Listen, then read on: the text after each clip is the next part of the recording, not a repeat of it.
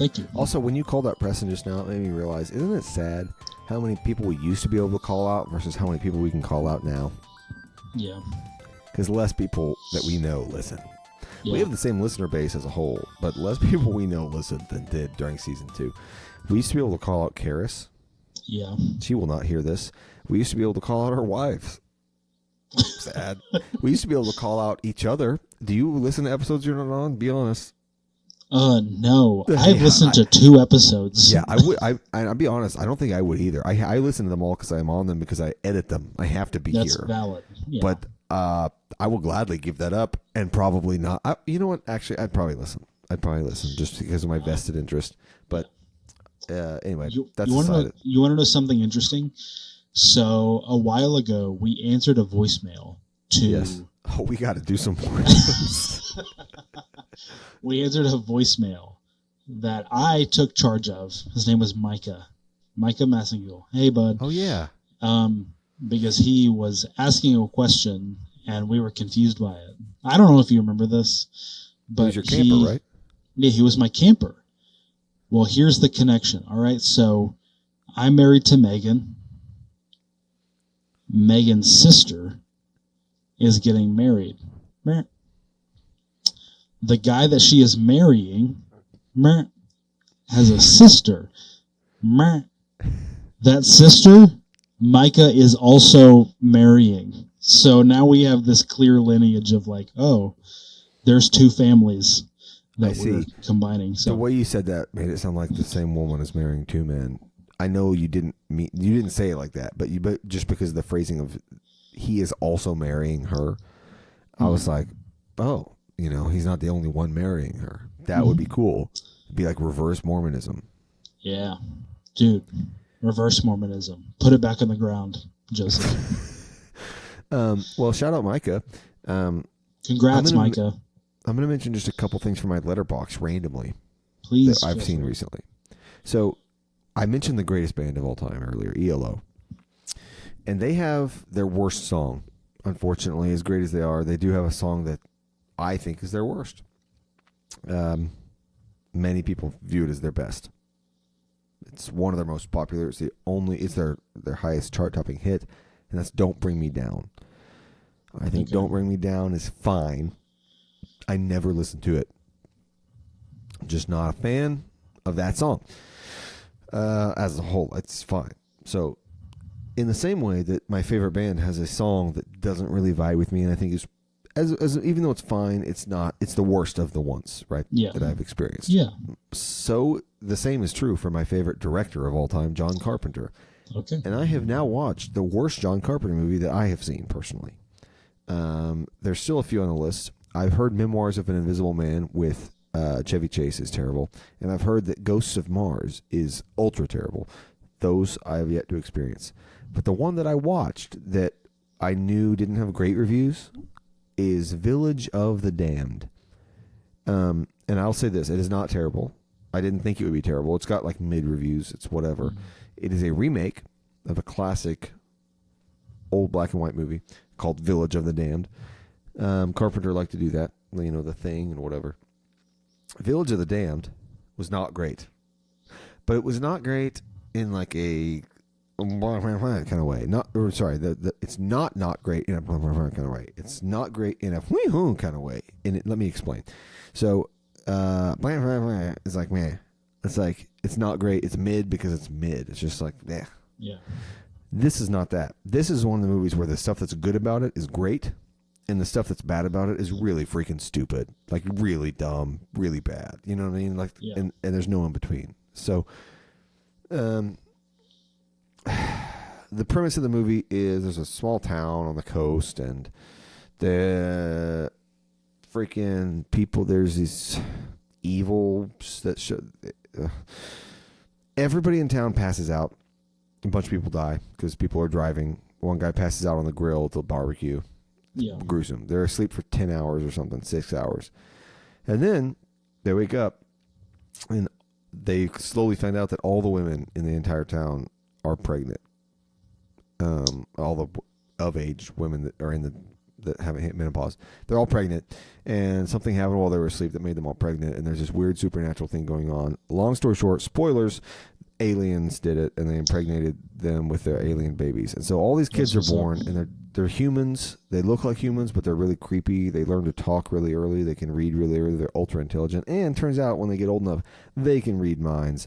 And they have psycho powers to be able to control your mind and make you kill yourself if they don't like you. And this whole little band of 10 children that were all there, the town tries to raise them. And the government's like, here's some money to help raise them because we know this is aliens. And there's nothing you can do about it. Or that we know it's weird. Anyway, and then we quickly realize the children are just evil, and they're going to grow up to dominate humans with their mind control, and something must be done. And so they blow them all up, except for one who has a touch of humanity within him. Here's why it's stupid. Here's the things that don't work. Yeah. You cannot hinge your entire movie on child actors who are 8 years old, whose entire job is to be emotionless and cold and stare at the camera. It's so uncompelling. It's the movie. The first third of the movie is genuinely amazing. It's so good. It is classic. It's what makes John Carpenter so good. Every character is so unique and interesting and funny and like you immediately like all the characters. Yeah. Tons of famous actors in this movie. The main role is Christopher Reeve, and he knocks it out of the park. He's way too good for this movie. He does amazing. And some of his lines are really corny, and he delivers them with full gusto. He's into it. And so the first third of the movie is great before you know what's going on. And then once the kids are born, then you're just like, okay, there's evil kids in the town, and they're just like being raised by humans that they think are lesser than them, and they have no emotions. And so I'm supposed to be scared of a little white-haired kid that just like stares at the camera. It's not very compelling. And then once you know what's going on, there's no mystery, and then you're just waiting for the inevitable, which is either they kill everybody or everybody kills them. So what's the point? 3 out of 5. Yeah, I would say one other thing that is criticizable about that movie was the child genocide. Yeah. I also watched... okay, before that, do you recommend that I watch it? Either just because you like it enough to recommend it, or because you think it's worth Village it of the Damned? to watch? Yeah. Yes, I do, because my not qualified score would be a 45. Okay. Which means I like it more than I dislike it, and it's worth a watch. But watch it on if you're gonna watch all of John Carpenter's movies, put it toward the end. It's not urgent. It's not a priority. Okay. Also, I forgot to add this earlier. The Divergent trilogy gets a whopping 48. That's actually good. But it's only better than it is worse because it's so funnily dumb. It's so funny to watch because it's so bad. Those really dumb movies. I also watched, I don't remember the name of it. It's a Hulu horror movie with Sarah Paulson. It's about Dust Bowl, Oklahoma. Oh, never mind. It is called Hold Your Breath. Okay. And they Not live to be confused with Don't Breathe. Yeah. Hold Your Breath, Don't Breathe. Do one of the two. I don't care. In this movie, the mom is like taking care of her kids, and it's the Dust Bowl in Oklahoma. And the kids are like telling scary stories about this guy called the Gray Man, where it's like, oh, like it's like a spooky story from like a spooky ghost book. And then this random guy shows up, Eben Moss Backrack from The Bear, for real ones out there. He shows up and he's like, I'm just here to like take refuge in your barn from the storm. Also, I can help out with some stuff. And she's like, okay, fine. I'll put down my guard, like my safeguards. You can help us out. And then you find out that he murdered her husband, who's off at a work site somewhere to send money back home. He murdered him to, like, it stole his coat. And he's also kind of a ghost. And then they all catch tuberculosis. And then she's sick. You're I don't making get up. it. You're making up plot points. No, those are just the ones I remember. Okay. It was there are more plot points, but the movie is I would so hope so. mid that I couldn't help but just keep checking my phone for stuff to do. So Cup pong. 57. Okay. It wasn't great, But it wasn't but. but it wasn't. But that's true. It could be worse. Well, okay. And that was called Hold Your Breath? Hold your breath. So you don't recommend it, I'm guessing. No. Spend your time doing something else. Here's what is going to happen. As I am going to grab a drink, and you are going to give not qualified rankings to different types of pasta till I return. Okay. Pasta. 3.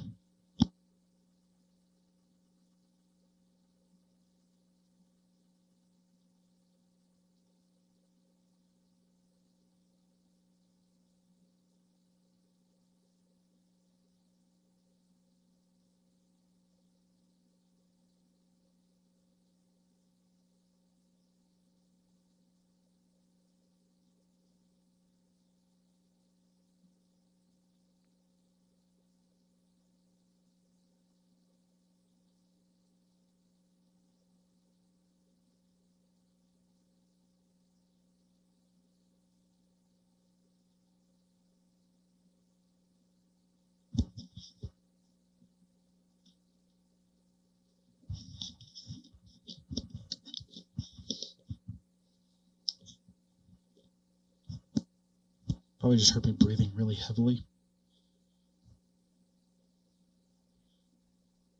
Because I had to fart.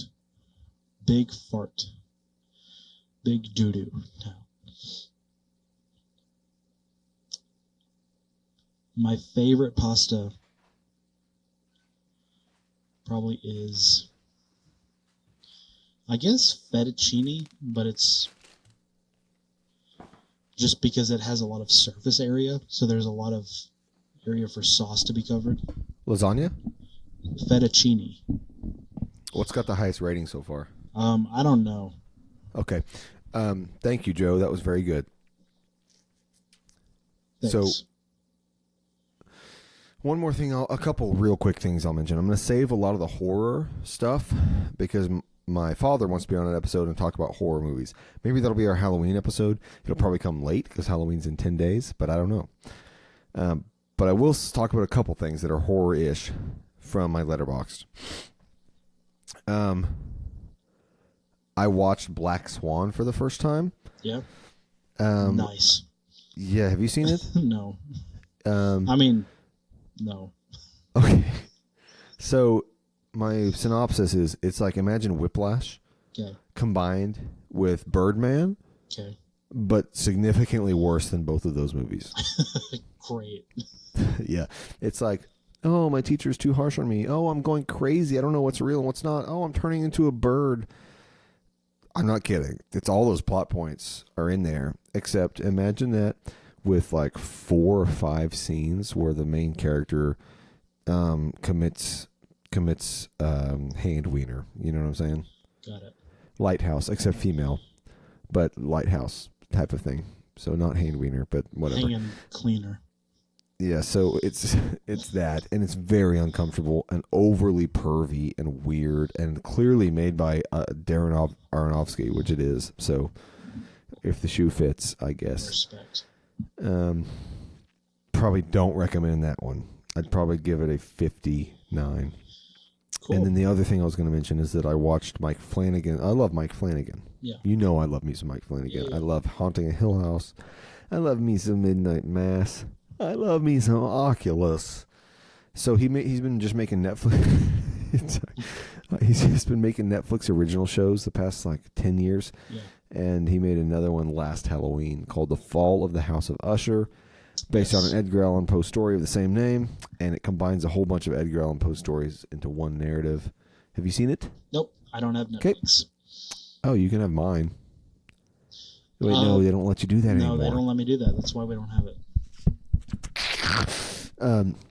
Follow House of Usher was really good. Also, way too much weird content and scenes that you have to fast forward through because like, the characters suck so bad. American Horror Story. Yeah, not quite that bad. Maybe, honestly, maybe, because there's some pretty rough stuff in the season. But it was a good story. It was compelling. It'd be higher if it weren't for all the content, but I'm probably going to give it a 39. Okay. Still pretty solid. Yep.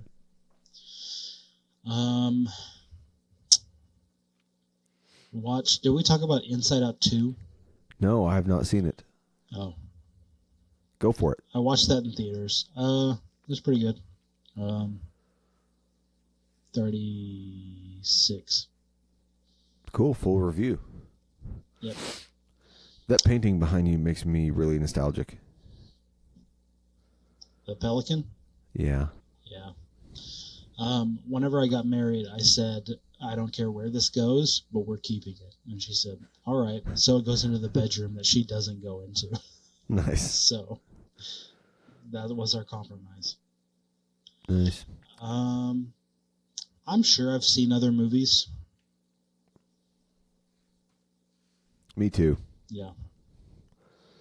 I watched. Okay, this is a movie I watched like 2 nights ago.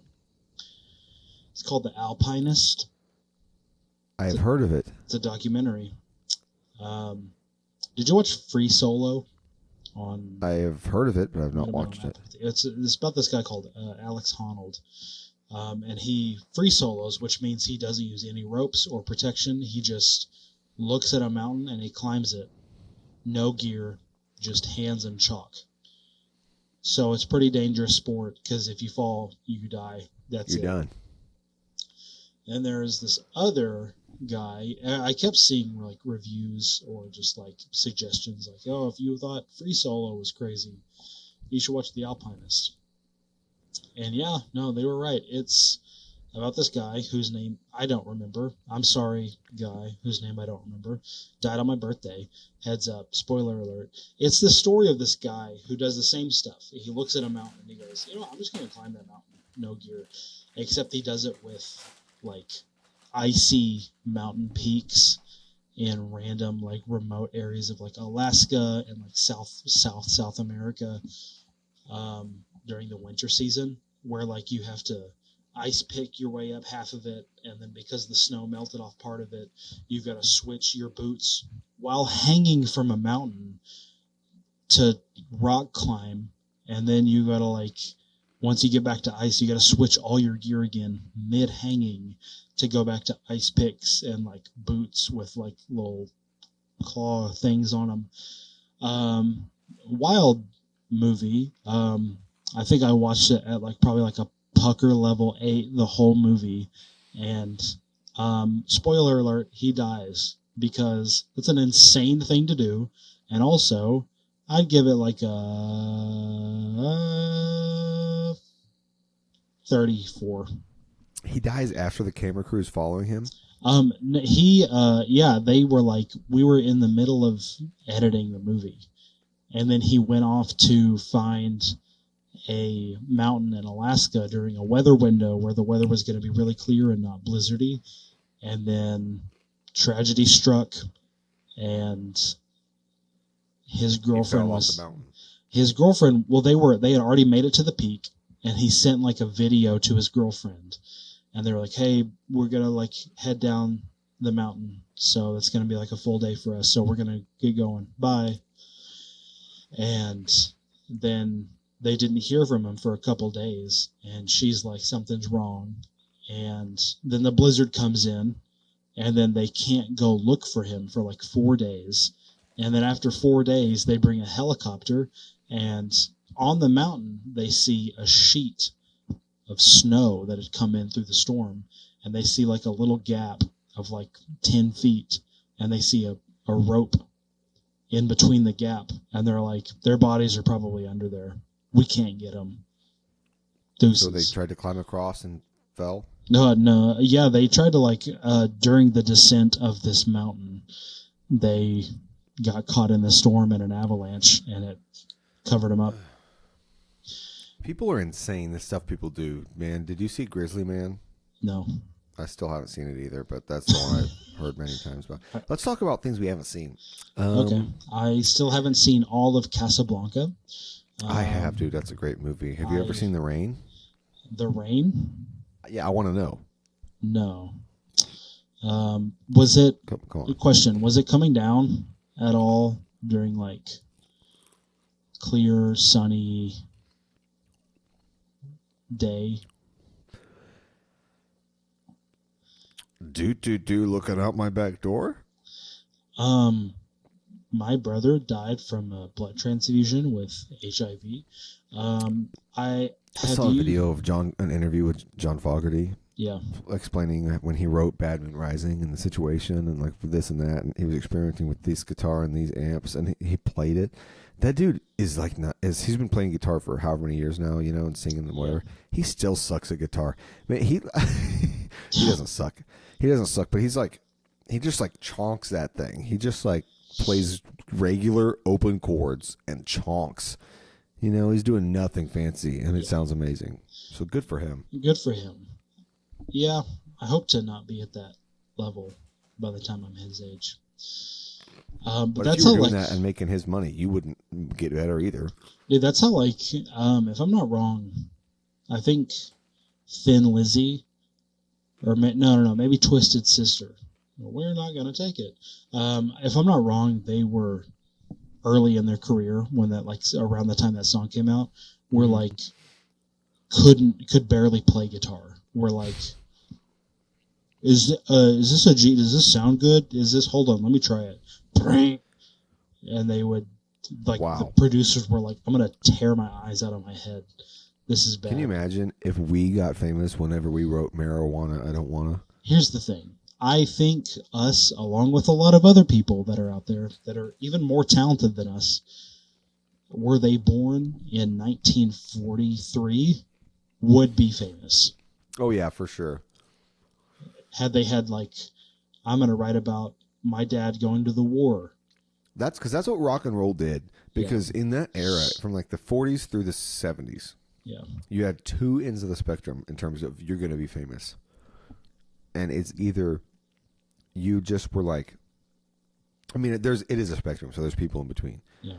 But it's either you are technically proficient and a genius and so insanely good that you're going to be famous. That's like jazz musicians and Chet Atkins. Yeah. Chet Atkins was a god on the guitar. And then the other end of the spectrum is CCR, where you're just it's all about soul. And I love CCR. It's not a dig. Oh, That's just literally, it's simple music and it's pure Americana. And it's just or Bob Dylan. Bob Dylan is not a very good singer or guitar player. He's a better guitar player than he is a singer. But he's a great songwriter and a great storyteller. And so people just gravitate toward him. Yeah. And then, you have a mix of everything in between. People like Paul Simon are classically trained, insane guys, but they gravitate toward the folk stuff. Yeah. But anyway, it's just funny because it's rock and roll made it so that anybody could be famous. And it's more about, do you speak to people and do people resonate with your music than are you just the best jazz guitarist? Because if you wanted to be a guitarist in 1930, you had to just be the best guitarist. Nobody's out there. There's no platforms and, and part of that's just media, radio and TV and everything changed. It's more about building a fan base than being the best. So, but there was that overlap there where now it's all about just fan base. No pop singers are talented because they don't need to be. There's Charlie Puth is the only one I can think of that is musically proficient, but then, 100 years ago, it was the opposite. It was technically proficient over can you attract a crowd. But that middle era where rock and roll was at its best was where it overlapped. So thanks, Peter Frampton. Thank you, Peter Frampton. What was written in your book? What movie? Mimic, directed by Guillermo del Toro. No, I didn't watch it. Directed by Ballistic Gel Torso. Well, here's my thoughts about Mimic. I like Guillermo del Toro.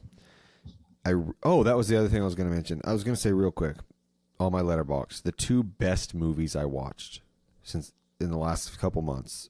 I don't know when's the last time we recorded. That are not rewatches, because I rewatched lots of great stuff that's on my top 5, but the best new 2 watches, and one of them I've technically seen before, but it was in theaters when it came out. I don't remember anything. Is Hellboy 2. Yeah. Hellboy 1 is one of my top 20 movies ever. I love Hellboy so much.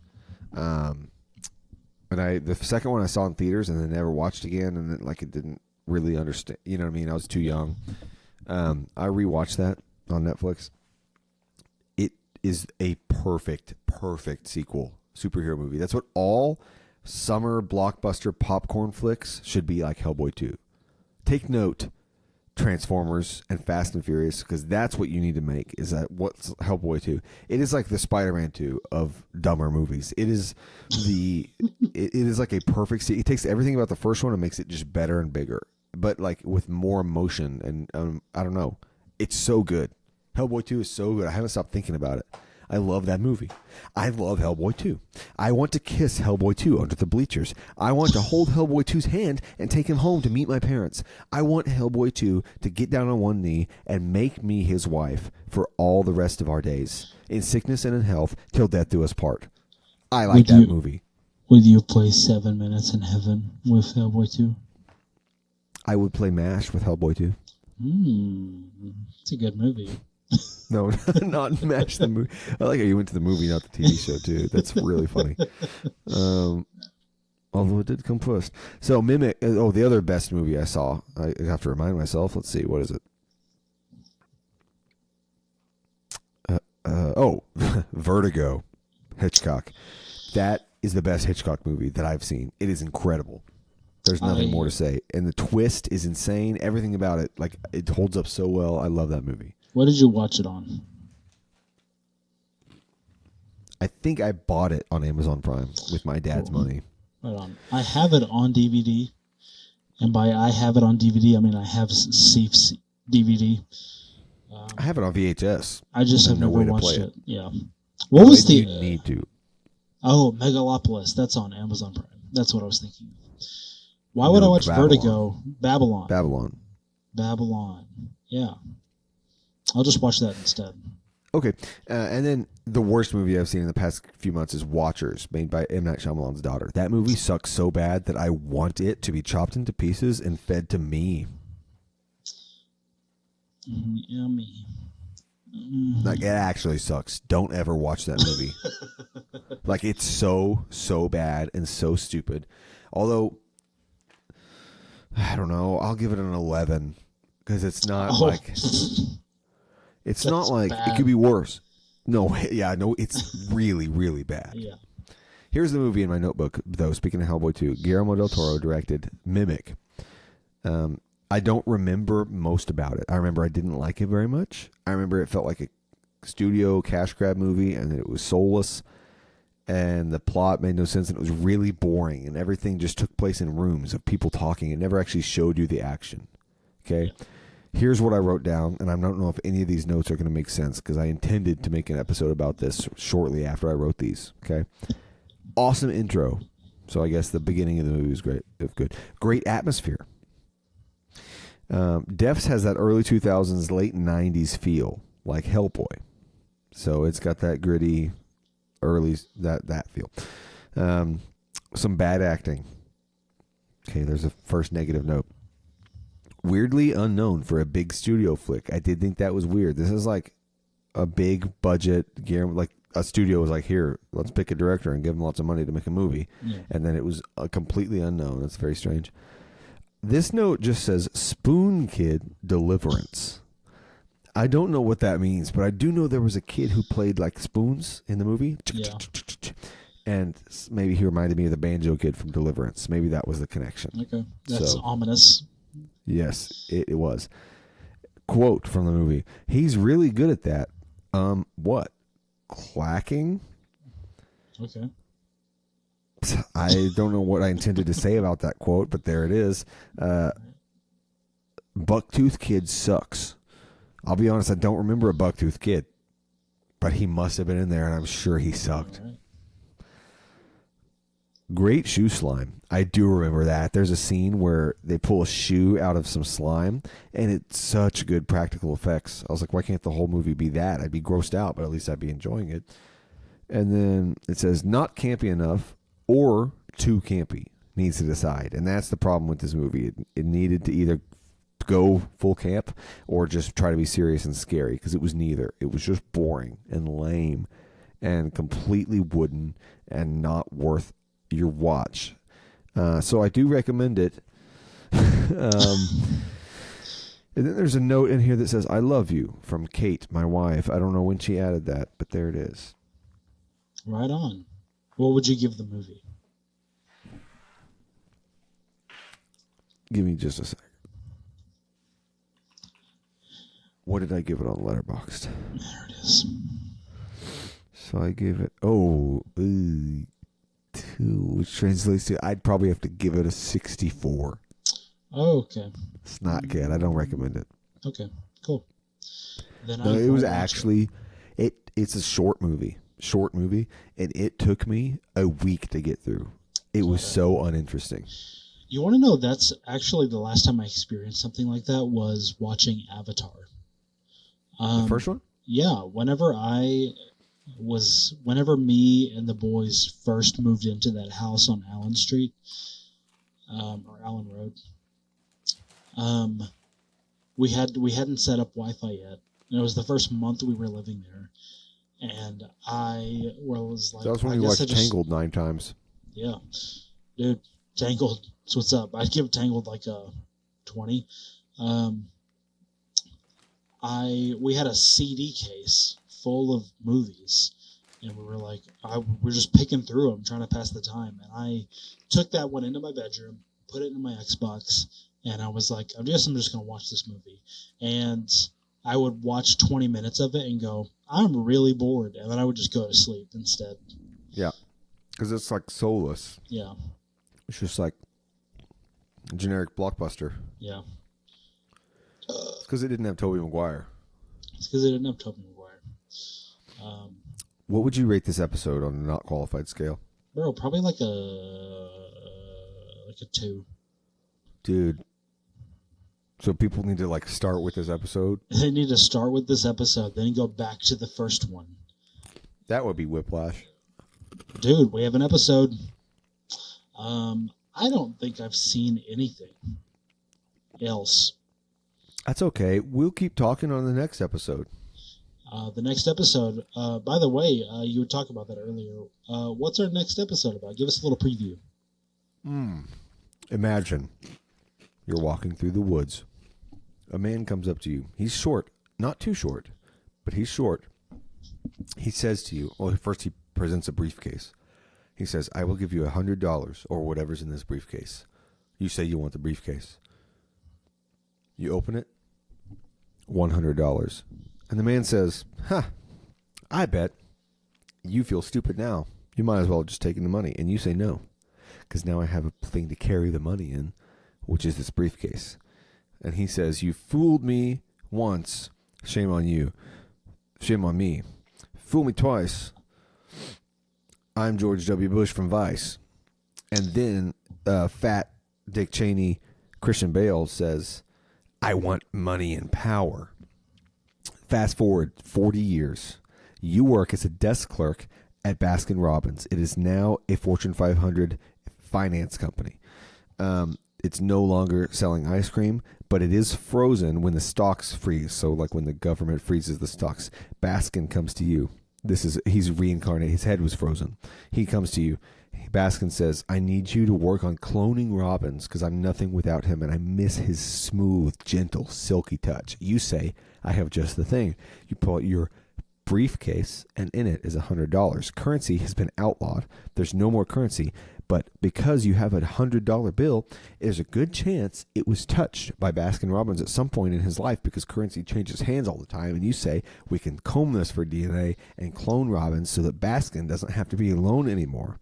Turns out Robbins was actually Baskin the whole time, and Baskin is the one who's dead, but you're Baskin, and you didn't know it because your memory was wiped by the goblin in the woods with the briefcase. So next week, we're probably going to talk about Longlegs or just horror movies in general for Halloween. Or the movie Imagine.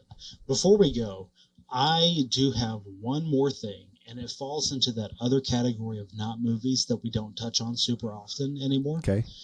I finally finished The Witcher 3 Wild Hunt. Dude, what a good game. I give Did it you like it? I give it a 2.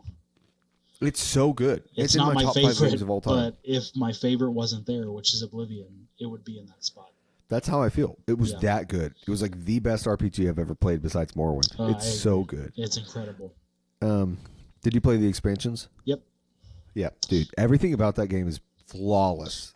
I love it. In fact, I finished everything except the main storyline because I knew that the odds of me going back and like playing around on it were really slim. So I was like, I'm going to do as much as I can for as long as I can. And then whenever I finally feel like I'm done with the game, I'm going to finish it and just probably not pick it up again for another like 5 years. So Yep. I did everything and then finished the game, then went to my house in Tucson. Dude. And Yennefer was there. That's the choice I made. Yennefer was waiting for me. Mind blown. God, babe. And I I changed. made the same choice. I changed Geralt into like normal, like a flowy white shirt and just like regular pants. I hung up all of my weapons that I used throughout the game, and I just sat there with her while she was sitting on the little comfy chair, and I stared out at the sunset, and then I logged out of the game. We had the same game experience. I didn't do that. I didn't do all that, right? But Yeah. but in terms of the choices you made and that house in Tucson, that vineyard house is so good. There it is. Yeah, that game is amazing. The witches and the swamp quest literally freaks me out to this day when I think about it. It's so scary. Yeah. I don't know. That game is so good. I love it. Give it a 2 as well. My list of my 1 is Morrowind, and then 2's it's a short list. You're gonna have like Oblivion. You're gonna have that. You're gonna have Red Dead 1 and 2, and then you'll have Breath of the Wild. That's my 2's. Yeah. Maybe Dishonored. We are going to have a very similar 2's list. My 1 is Oblivion. My 2's are Witcher 3, Red Dead. Red Dead 1 and 2, like you said. Probably Breath of the Wild. And Dragon Age Origins. That's a good game. Yeah. Maybe we'll do a video game episode soon. Video game. Dragon Age. They came up with a stupid name for it. The Veilguard, I think, is the name for the new game. Okay. Bad name. Anyways, Dragon Age 4 is supposed to be coming out this month. And I've heard a lot of mixed reviews about it early on.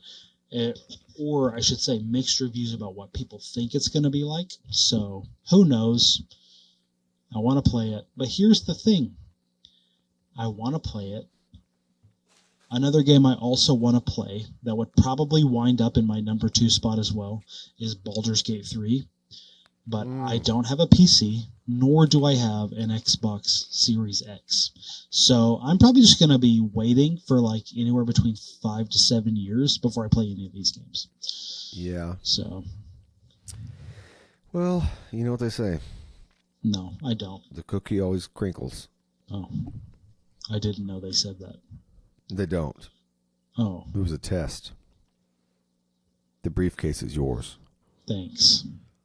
Any Baskin. last words for the people? Um, I'm going to split this into 2 episodes. This will last us a month. okay.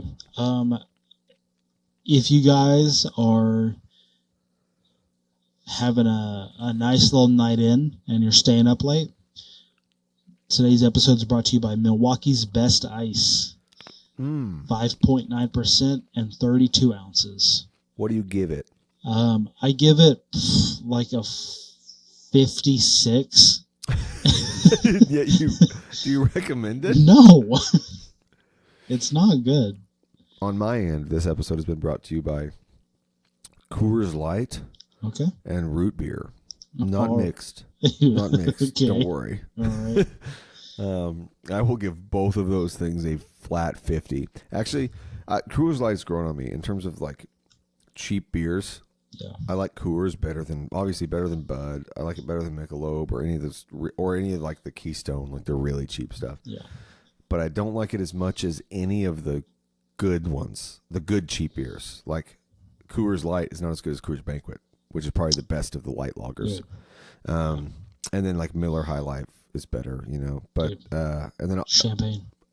Yeah, the champagne and beers. Then up from there, obviously you've got like the actual like mid-grade good beers like Corona or Modelo or whatever, and then above that you've got more like middling whatever stuff, and then you got like Fat Tire, and then you get into like the craft beers and all that stuff, and then you go up 2,000 miles all the way to the very tip top, and do you know what you find?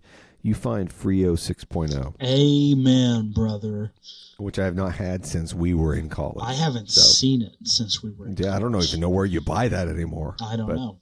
But there rest you go. in peace. Yeah. Frio. Okay. Well, if you have nothing else to say, I'm going to click stop, and then I'm going to say goodbye to you. No.